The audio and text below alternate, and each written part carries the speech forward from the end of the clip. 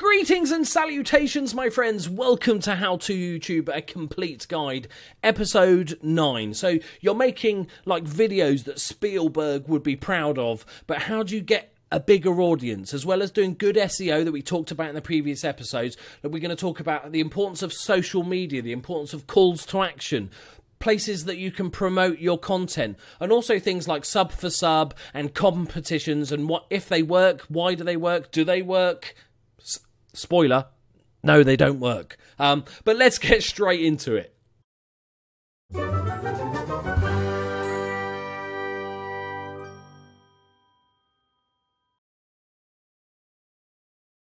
So the first thing I want to talk to you today about is social media. Some people love it, some people hate it. I think most people that love it also hate it. It's an interesting place. Let's call it that. So social media and YouTube do go hand in hand, whether that's Twitter or Facebook or various MySpace if you're from 15 years in the past. But it is important to the way that to help you grow as a YouTuber. It helps you get your videos out there. It also helps you connect with other people. Because everybody enjoys doing collaborations and stuff like that with other people in your niche, and a great way to connect with people is on Twitter. It's really easy for me as a gamer, as a football manager player, to tweet other football managers and get to know them a bit. I've made some great friends, we've made some videos together. I would say, like everything with YouTube, it's always down to what you want to do. You should never be forced into doing anything. So if you just love making videos, then just make videos. Even if you don't like all the SEO stuff, then don't, right? But if you want to grow and maybe do it for a living one day, then there is some sort of, in the case of SEO, necessary evils in most people's cases, and social media. I'm a perfect example. In reality, I should definitely have a Twitter and a Facebook and stuff like that. I don't have a Facebook. I don't really like Facebook. So even if it hurts me a little bit, I don't care. I hate using Facebook. So I have a Twitter account. Twitter's a really nice way for you to get, like I said, get in touch with other creators, but also for your fans to talk to you and you to talk to them. It's a great place outside of the comment section of videos to get to know people.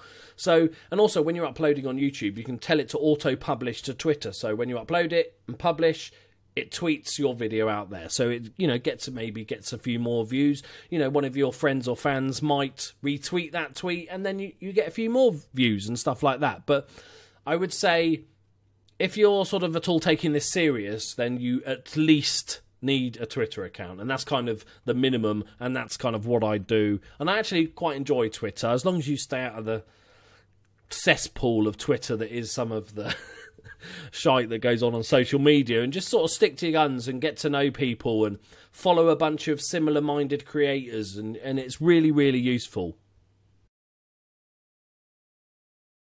So there's this phrase that's often bandied about in marketing and business and YouTube, and that's a call to action. And basically what a call to action is simply asking someone to do something. So a call to action might be that on your videos you say, if you enjoyed the content, hit the like button.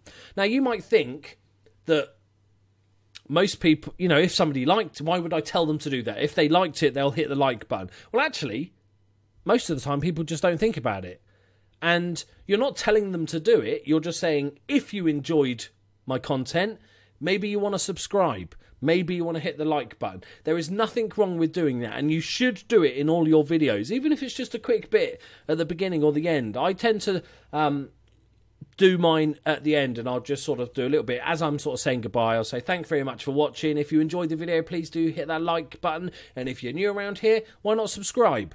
Right, it's a nice, quick little thing, but it just reminds people, and I guarantee you will get more likes out of it if you actually say, if you enjoyed it, hit the like button. Because most of the time people are just sort of sitting there watching YouTube videos, they'll go on to the next one without sort of second thought, or ask them to comment about something. Comments are really important for the algorithm and the way, YouTube likes interaction on videos, so the more comments and likes you get really do help with the video. So encourage that dialogue. Ask your viewers a question, or ask for feedback, especially early on. Ask for lots of feedback, and make sure you answer them in the comments, but get that sort of comment going and get those calls to action. There's nothing wrong with it. I remember when I started, I felt a little bit weird about it, like asking someone to, but it's silly.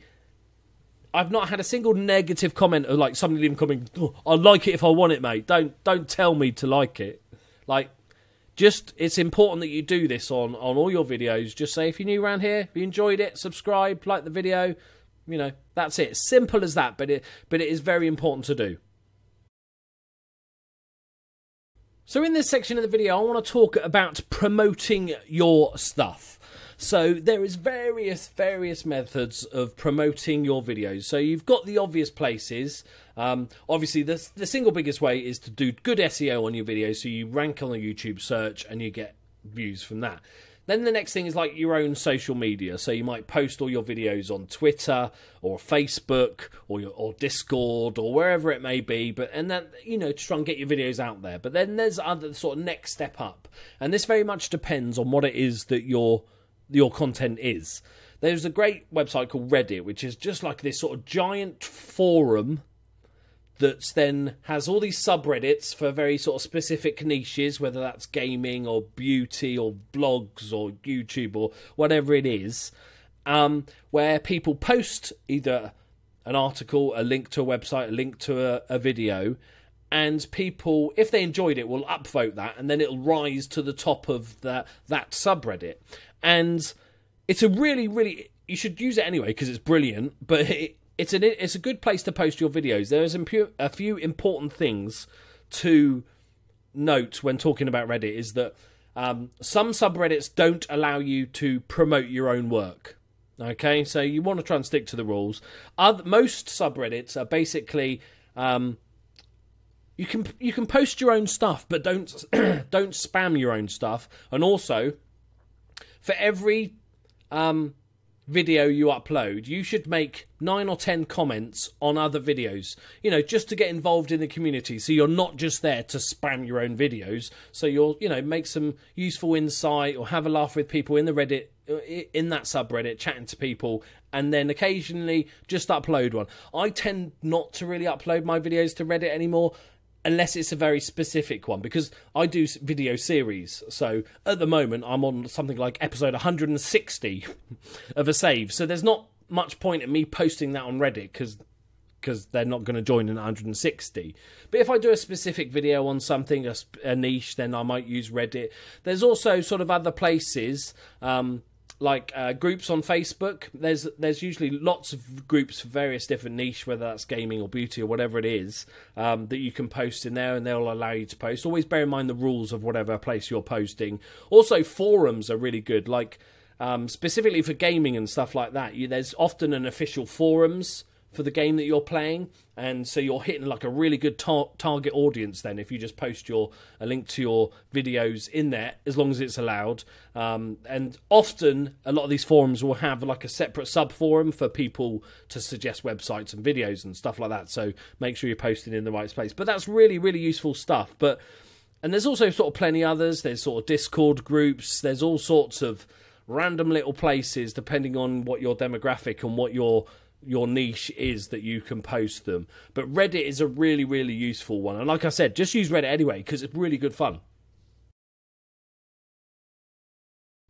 So in the final section of today's video, there's just a few little bits that I want to cover, and that is things like collaborations, shout outs, a thing that's used in YouTube called sub for sub, and talking about competitions. Competitions is a very interesting subject. So let's get straight into it. So, first thing to do, I talked about Twitter previously. Getting in touch with other people in your niche is a fantastic way to grow and learn. So, I've just started off Football Manager. I get chatting to a Football Manager guy that's got maybe 1,000 followers on Twitter, and we get chatting, and maybe I learn some things from him, maybe some tips, or maybe he gives me a shout out, or maybe we agree to do a collaboration video together, and that will help him bring a big nice jump in subs. It's a really useful way to do it. I generally don't, and that's just personal preference. Like I said, you've got to do what you enjoy, and I'm okay at making friends, but sometimes it feels like if I was to go into sort of people and get friendly and maybe do a collaboration, it feels like I'm sucking up to them to get not to get subscribers, but sucking up to them to be my mate, and then I can say, "You fancy retweeting my latest video, buddy, hey, buddy?" Like, it's just sort of not, there's nothing wrong with it. That's a lot of YouTubers use that, especially like vloggers and stuff. Like, you'll see things like Zoella and that pointless blog, man.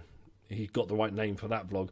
Half of their family now vlog, and they've instantly got 500,000 subscribers and stuff like that. If you've got an actual mate that wants to give you a shout out, then by all means go for it. It was really, really useful to give yourself a nice little bump, especially early on. Also, I want to talk a little bit about why a thing called sub for sub. So this refers mostly to, I've seen it a lot, but mostly younger people. It happens on my YT Talk forums quite a lot. And that is basically saying, I'll sub to you and you sub to me. Therefore, we've both got one extra sub. And it's not, it looks on the outside, you think, well, there's no downside to it. And the problem is, generally speaking, when somebody subs to you for that reason, they're not going to watch, they have no interest in your content.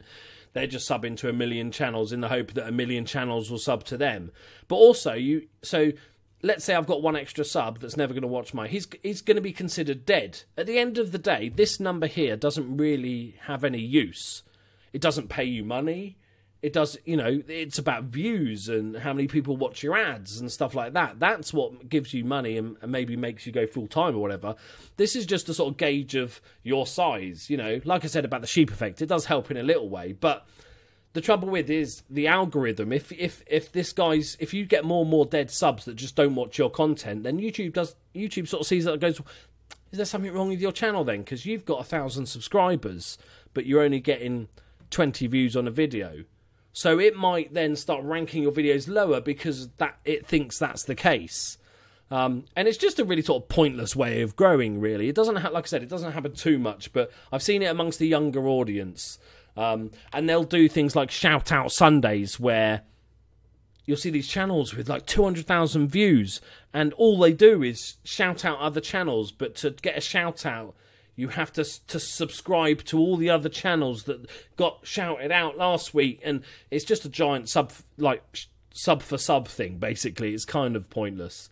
The last thing I want to talk about today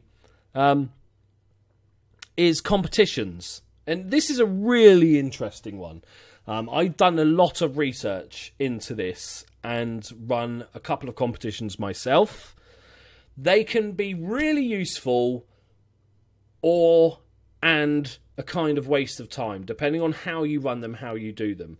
The trouble with the default way most people use competitions is to grow their channel.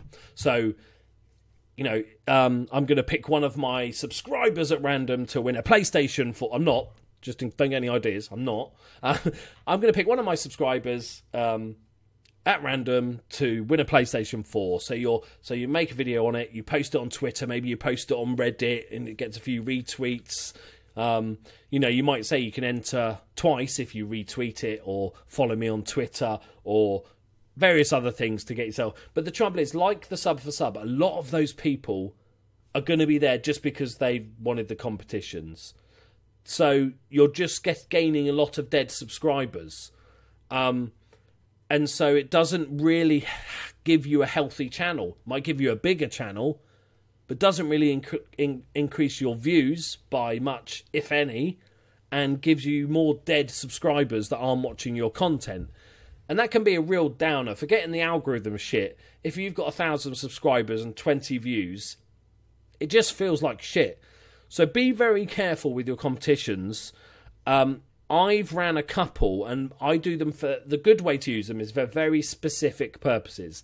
So my first big competition was... I wanted to do a competition, but I wanted to just include the people that were already subscribed to me. So what I did was basically made a video saying, I'm giving away a copy of, I think it was FF 17 or something, or some Steam vouchers, and I'm going to pick a random comment from the last 30 days, and that's going to be the winner of the... Because what I wanted to do was say thank you to the people that were already supporting me.